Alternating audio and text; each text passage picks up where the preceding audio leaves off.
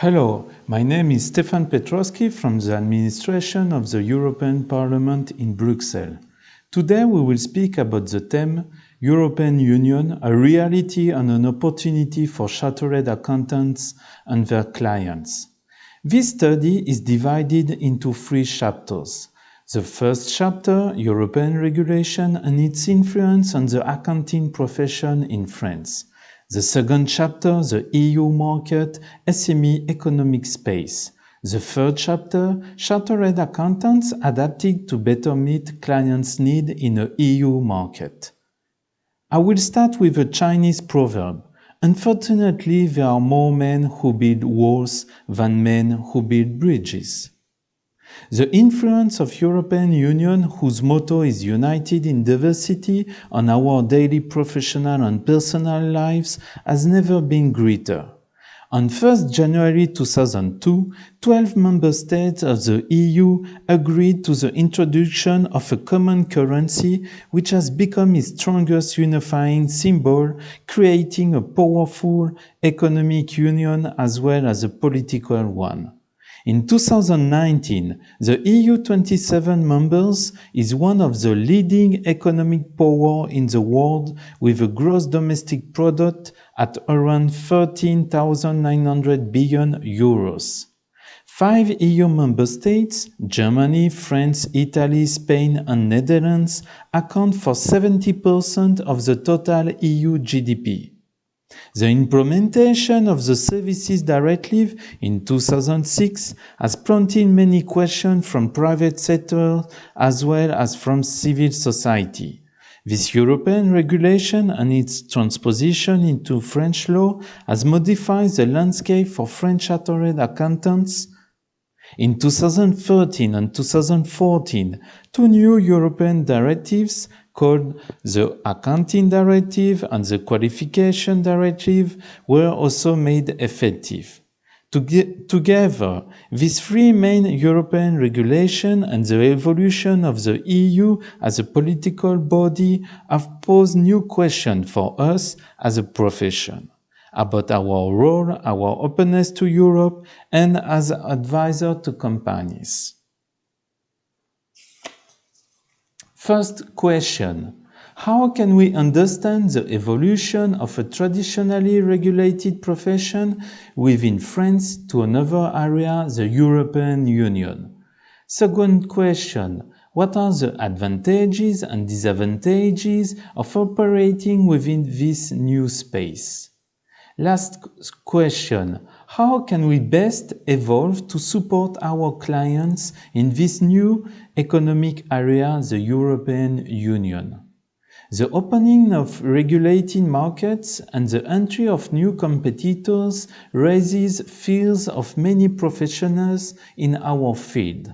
However, France has also always experienced changes and has always succeeded in adapting itself. The French accounting profession has participated in the development and harmonization of these new rules. Chartered accountants have the responsibility to engage and assist their clients in developing within this changing EU framework. Let us define 2 important terms before developing the subject. Reality, what is real, what actually exists, as opposed to what is imagined and dreamed. Opportunity is a favorable situation or an opening. In this first section, we will speak about European regulation and its influence on the accounting profession in France. As Jean Monnet, one of the EU founding fathers, said in 1950, the idea is clear. Political Europe will be created by men when the time comes on the basis of realities. First reality, written into 1957 Treaty of Rome, was the founding principle of the European Union, the free movement of persons, services, goods and of capital within a common area. Its two main objectives are the economy, which becomes the modus vivendi for supranational cooperation, and political union.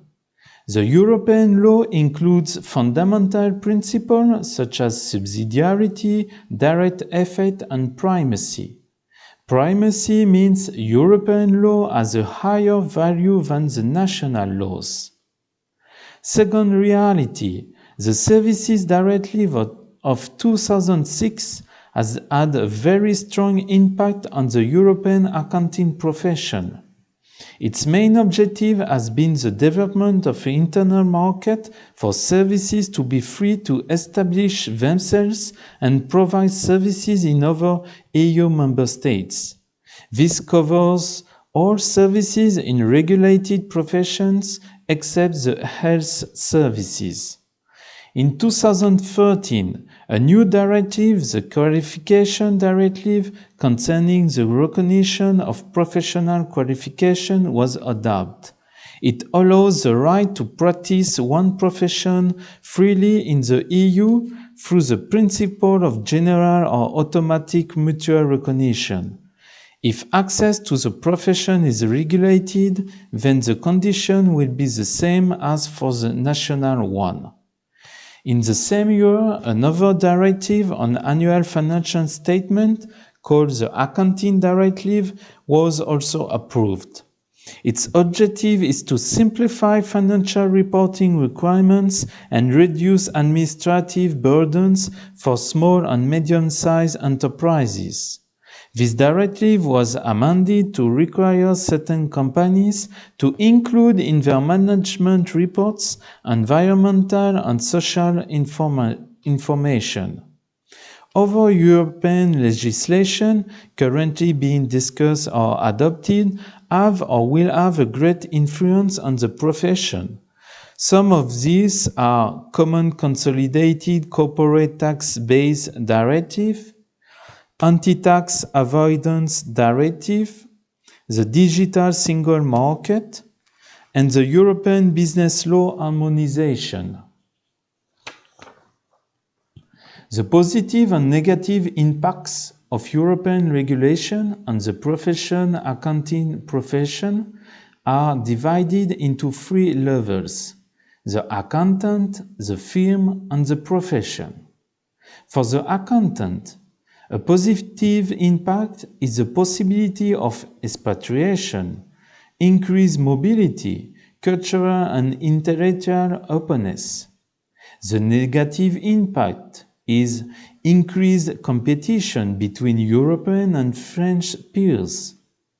For the firm, the positive impact is the possibility of creating European-style firms or networks. The negative impact is the decline of the monopoly situation.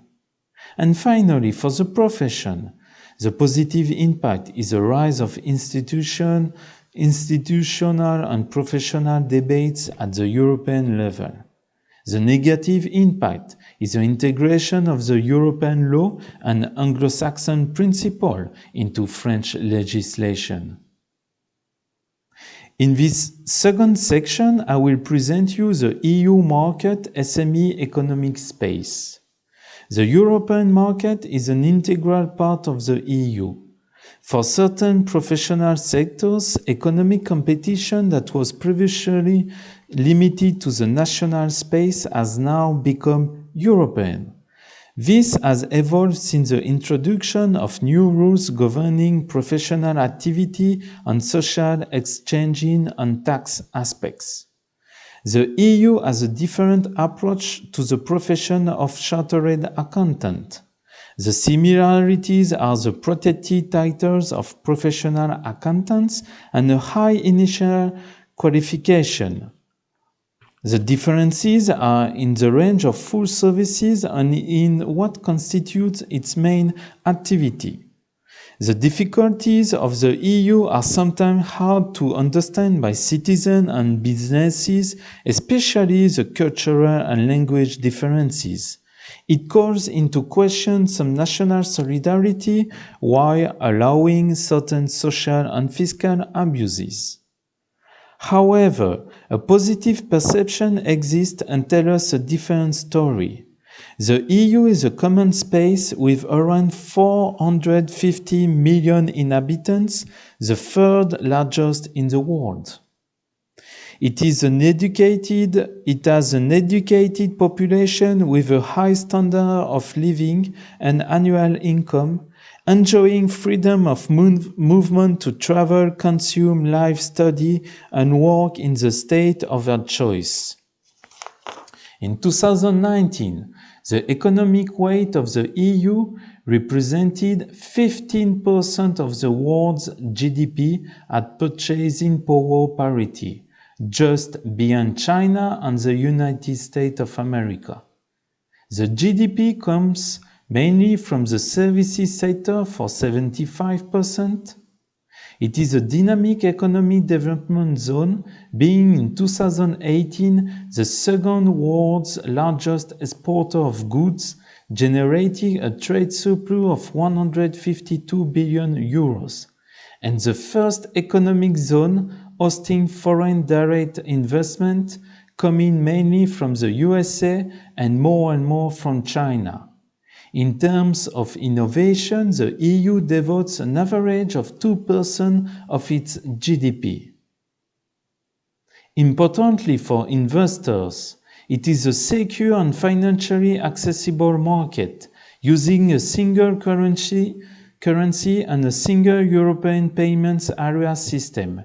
It is legally regulated by European institutions such as the European Court of Justice and the European Patent Office. Moreover, it is socially and fiscally cohesive by recognition of internal territory, Schengen area, tax treaties, and VAT regime. Finally, it has a high-quality infrastructure which covers land, air, and maritime at a very low cost. For SME, the European market opens new possibilities and opportunities, but all within a secure and stable environment that can act as a gateway to globalization. In 2018, they, in the European sense, account for 99.8%, equal to 25 million of all non-financial business companies, and 9 of 10 of those have less than 10 employees. They employ 2/3 of all European employees and contribute 60% of the value added created, 1/3 of the EU entire GDP. They are largely located in the 5 largest European countries. They are more represented in manufacturing and distributive trade sector. Manufacturing is the largest exporter sectors. Trade in goods within the EU is highly developed, around 3,060 billion euros in 2019. The main exporters within the EU market are Germany, Netherlands, and France. However, the SME turnover principally comes from their national market. The development of new information and communication technology through the internet is changing economic exchange everywhere. In order to increase and encourage its further development and use, the digital single market, evaluated in 2017 at 415 billion euros per year, was set up and released partially within the EU.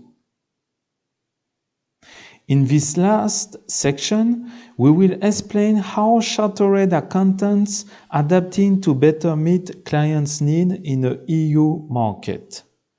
French and European institutions have created tools to encourage French chartered accountants to open up to the EU, to diversify the professional experience of European accountants, and to develop a European professional culture. At the European level, a database of regulated professions was set up to easily identify which one is regulated in another EU member state. At the same time, in order to help business operation and the mobility of professionals, a number of online services have been created, such as the Single Point of Contact and European Professional Card. For accounting students, the Licensed Master Doctorate reform has made it possible to harmonize the European university curriculums. The accounting trainee will then have the opportunity to partially or fully complete his 3-year training course in another EU member state. At the national level, training courses have been instituted to supplement the knowledge and skill of professionals regarding European taxation. A good example is the International Diploma of European Tax Law from the Université de Bourgogne in Dijon. An openness to the EU also involves learning several languages at an early age. On a practical level, many websites, Lingui, DeepL, Quant, and software programs, Sistron, have been created. When the French chartered accountant wishes to emigrate to the EU, he can do so with an expatriation or local contract or through a VIE, International Business Volunteer Contract, for young professionals. The chartered accountant can recruit other European accountants. If he wishes, he can participate in seminars, trainings, and congresses. An example is the Congress of French Chartered Accountants held in Brussels in 2016, a first. Partnerships and collaboration within the EU between the firms and chartered accountants are most often achieved through networking and the formation of formal and informal networks. These groups are mainly Anglo-Saxon and French, and very few Eastern European. The human and technical resources presented now are the same as those to be implemented at the French level, but with some adaptation to the European level. The chartered accountant must adapt to become the co-pilot for their clients' accounting and tax needs. Services must be more directly related to the current issues being experienced by companies and their managers, such as exports, e-commerce, and international competition. The chartered accountant and his team must be open and have a European dimension, which is a sign of modernity and dynamism, said Mr. Araru, the former president of French Chartered Accountant. For this, he will have to rely on the multilingual teams. Employees will have to master and excel in all the IT tools as accounting and office software, as well as the new communication technologies, for example, email, audio and video conferencing, and instant messaging. The firm's technological and IT environment must match its client and the market in order to be reactive and to communicate and exchange without financial or volume constraints for either party. European distance and the speed of economic exchange encourage chartered accountants to make the most of these new technologies. The Order of French Chartered Accountants also wants to develop a digital ecosystem by offering the tools Compte Expert for single access, Expert Pass for digital identity card, and Je Signe Expert for electronic signature. Finally, the main technological solutions required for support in the EU are, of course, the website, emails, and telephone calls. Their costs have greatly decreased thanks to end of roaming charges and the use of communication via Internet. To conclude, please find some conclusive remarks. European standards and regulations have an effect on our lives as citizens and chartered accountants. Above all, it highlights the fact that France and the French are indeed in the European Union. The French accounting profession has managed to adapt to the evolving European environment. It has defended its specificity and at the same time integrated positively into the European economy.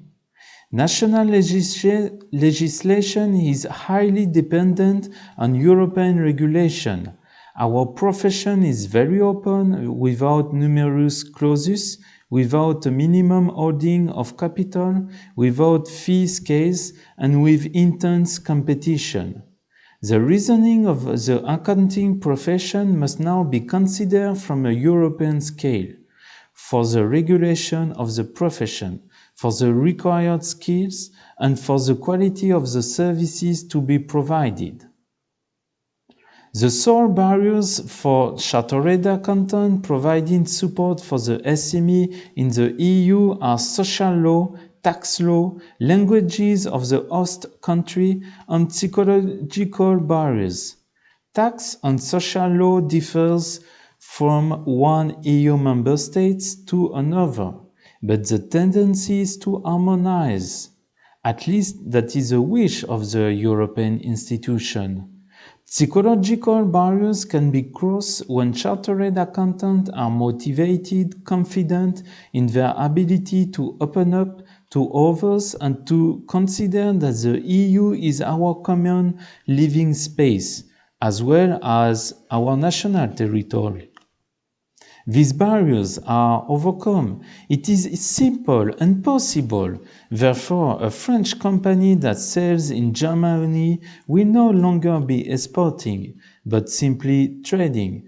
Vamos, allez, let's go! Importantly, adapting human and technical resources and the organization of the firm are not just actions only to be taken for supporting customers in the EU, but they are actions that should be first carried out in a national context. The accounting profession must continue to adapt to the economic environment of its customer, and therefore to be present in the EU in order to continue their role as business advisor in the greater European social market economy. Finally, one question is being raised. How can we think about serving a client in the European Union, a union which is now actually debating its founding principle of free movement? Thank you for hearing my presentation.